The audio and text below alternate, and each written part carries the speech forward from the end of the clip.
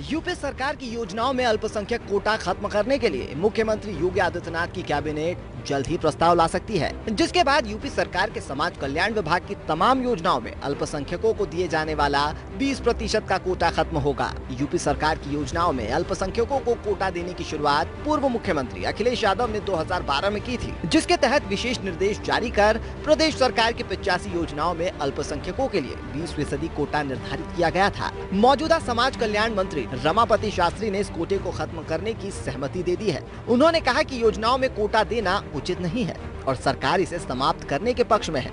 योजनाओं के जरिए बिना भेदभाव के सभी का विकास होना चाहिए। इस प्रस्ताव को कैबिनेट के सामने रखा जाएगा, जहां इसे स्वीकृति मिलने के पूरे आसार हैं। नई सरकार के गठन के साथ ही अल्पसंख्यकों को दिए जा रहे इस कोटे को खत्म करने की बात शुरू हो गई थी। क्या है उसका भी अध्ययन करा रहे हैं और जहां पर भी जो अनावश्यक चीजें, बहुत सारी चीजें खत्म भी कर रहे हैं, बहुत सारी चीजें ला भी रहे हैं।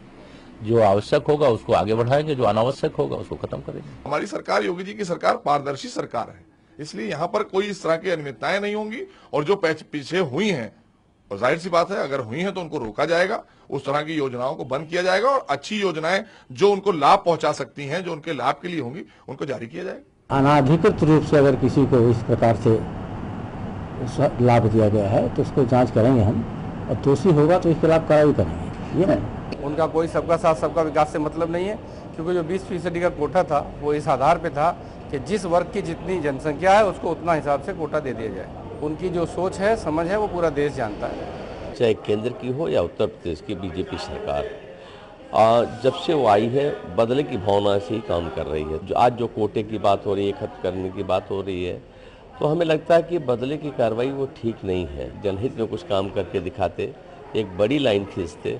आप तो अगर जो बड़ी लाइन है उसको छोटी करने की कोशिश करें। जिन 85 योजनाओं में अल्पसंख्यकों को कोटे का लाभ दिया जा रहा है, उनमें से सबसे ज्यादा योजनाएं समाज कल्याण और ग्राम विकास विभाग की हैं।